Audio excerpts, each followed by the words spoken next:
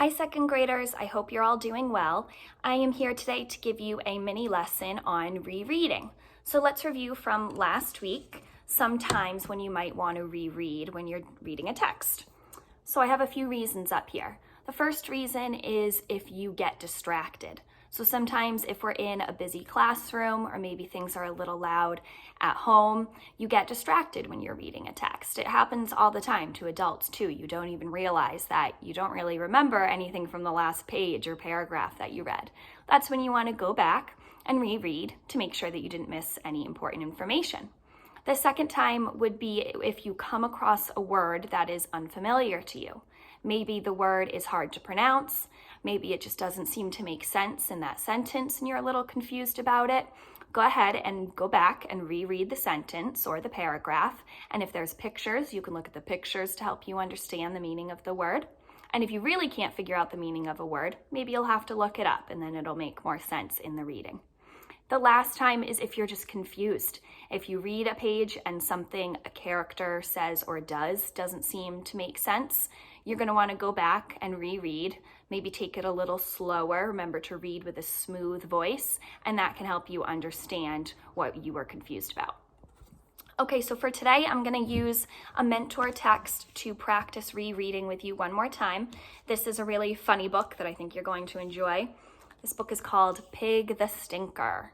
So this book is by Aaron Blaby, and we're going to read it together and practice some opportunities for rereading. Okay.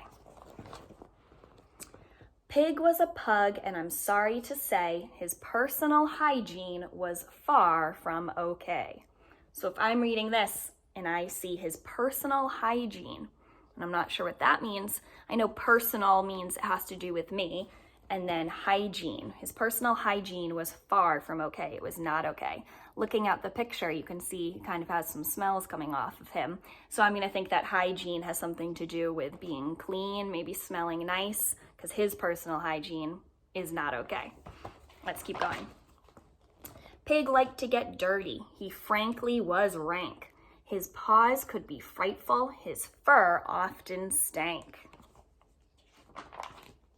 He wasn't offended by odor or smell, and if you weren't careful, he'd smell you as well.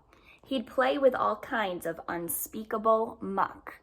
Now, muck might be an unfamiliar word, but I'm looking at the picture. He'd play with all kinds of unspeakable muck. So I'm going to say that muck is something dirty, right? Maybe something we don't want to be playing with, and the picture helps us understand that there. And do things to make you scream. Don't do that. Yuck. He leaked out a stench that could not be forgotten. He reeked. He was rancid. In short, he was rotten. That word rancid is kind of a big word, but look at what's around it. I'm seeing that he leaked out a stench, which is a smell. He reeked, which is a smell. And in short, he was rotten. So I can assume that that word rancid means something not good, something smelly and dirty. So bath time was called. You stinky old mutt. You need a good clean from your ears to your butt. There's a picture of the bath there. But Pig turned his tail, and before you could grab it, he was out of that room like a foul little rabbit. They chased him down, but Pig had a devious knack for ducking and weaving and doubling back. He had a devious knack. That can kind of a big phrase there, but that means that he was good at ducking and weaving and doubling back, good at escaping. I can see that from the picture there that he knows what he's doing. I think he's avoided bath time more than once.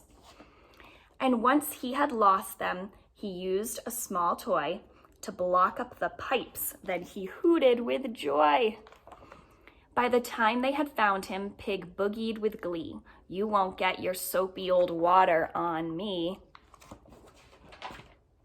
They watched as Pig gloated. They watched as Pig crowed. They watched as Pig's plan made the bathroom explode. These days it's different, I'm happy to say. If you tell Pig it's bath time, he won't disobey. He doesn't look very happy. But although you can wash him with soap cloth and towel. There's no getting around it.